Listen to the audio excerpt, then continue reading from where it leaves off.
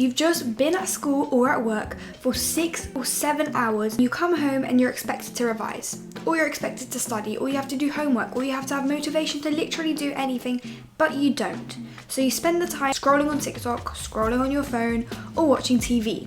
Well, I'm going to tell you how I managed to get grades 7s and above in all my GCSEs whilst being severely underweight, video explaining it over here in the iCard, unhealthy, having to travel 2 hours after school to get home, and still finding the motivation and the ability to be able to revise for even an extra 2 hours when I got home.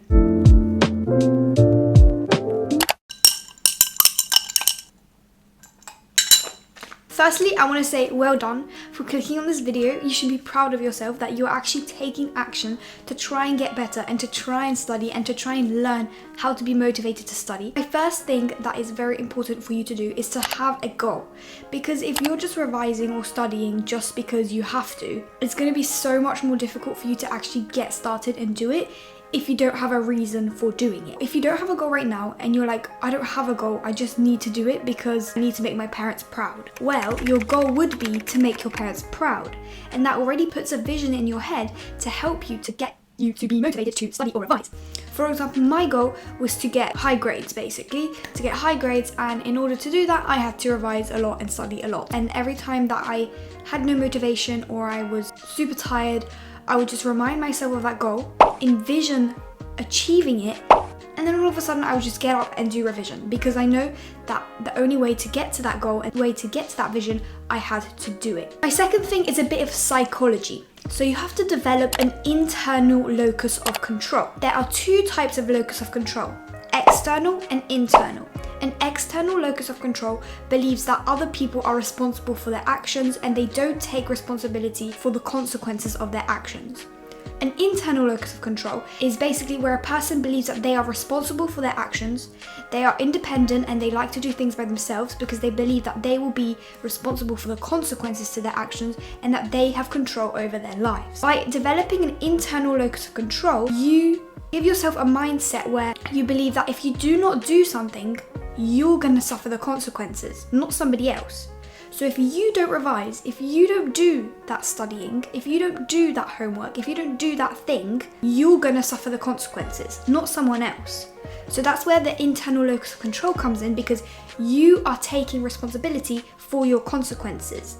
And by having an internal locus of control, you're going to be more likely to do revision, to revise, to know that you have control over it. Nobody else has control over you doing revision other than yourself. My third tip is surround yourself with the right people. Now this point always literally comes back to any topic that I ever talk about on my YouTube channel, because surrounding yourself with the right people is literally one of the biggest things you could ever do for yourself. Your self-development, for your future, for your health, for your wealth, literally for everything. If you surround yourself with the right people, you are already on like a linear path to becoming successful and achieving everything you want to achieve.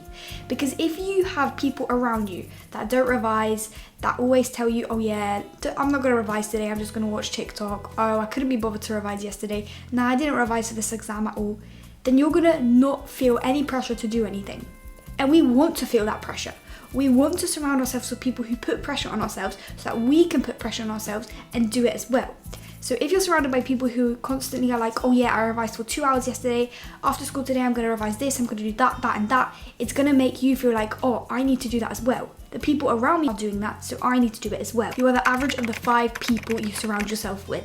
My fifth point is a bit of a contradictory point, because you have to create a schedule. You have to plan out your day, and that you don't just do random stuff throughout your day to fill time. However, when it comes to revision, I found it more helpful to just make a list of the revision I have to do in that day, but not give it specific times. So I just have a list and I would just do it when it comes to it.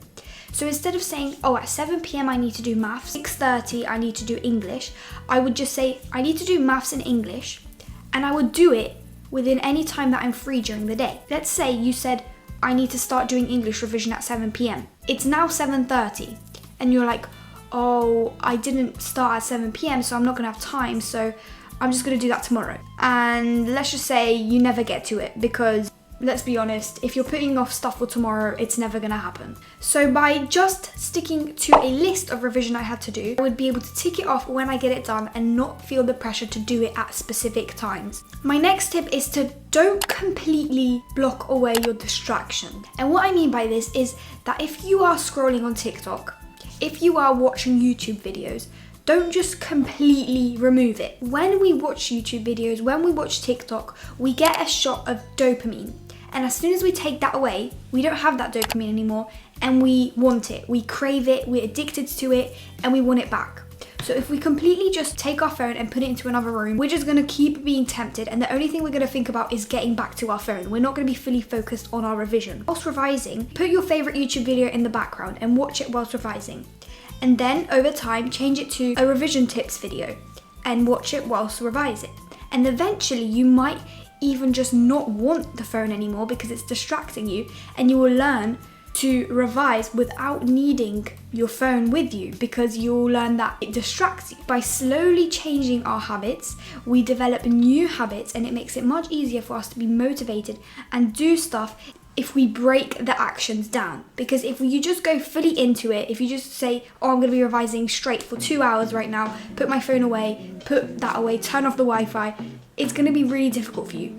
But if you slowly change, slowly adapting your habits and making them more distracting, you'll just simply put them away yourself. You won't have to deal with the struggle of putting it away. So this then leads me on to create a habit. Create a habit out of revising, because it takes around 21 days to form a habit. So if you tell yourself that every day after school, I will do at least 1 hour of revision, eventually this will become a habit. Start with, okay, after school, I'm going to do at least 20 minutes of revision. And if you stick to that every single day and remain disciplined, over time, it will just be natural. It will just be natural to you. You won't even have to think about it. You'll be like, oh, okay, now I have to do revision. You won't even think about procrastinating it because it's just part of your schedule. My last tip is one that might contradict what many other people say, but it's really, really important. Don't punish yourself for not doing revision or for not studying, because this will just form a negative image around it, and every time you think of studying, you're going to associate it with something negative. Because let's say, for example, you didn't revise yesterday, so you're not going to let yourself go on your phone. Every time you're going to think of revision, you're going to associate it with not being on your phone and not having that dopamine, and you're just going to associate it with something bad. So instead, in return, every time you do a bit of revision, reward yourself for it. Let's say, if I do 20 minutes of English revision today, I'm going to let myself be on TikTok for 20 minutes. If I do an hour of maths revision today, I'm gonna let myself go to the store and buy myself a cookie. Associate revision with something positive, because that way you're gonna be more likely to do it, because you're gonna want that reward. You're gonna be working for the reward rather than working to not get punished, because you don't want to form a negative image around it. Basically, this is a form of positive reinforcement. So it's going to make you want to do revision because you know that you will get the reward if you do it. So those are my main tips for how to study, how to revise when you are tired and you do not feel motivated. By implementing each one of these, you will slowly let it become a habit, and it will become natural to you, and you will easily be able to revise or study without even thinking about it. So if you have any other video recommendations that you want me to make, put them down in the comments down below, and yeah, I'll see you guys next time. Bye.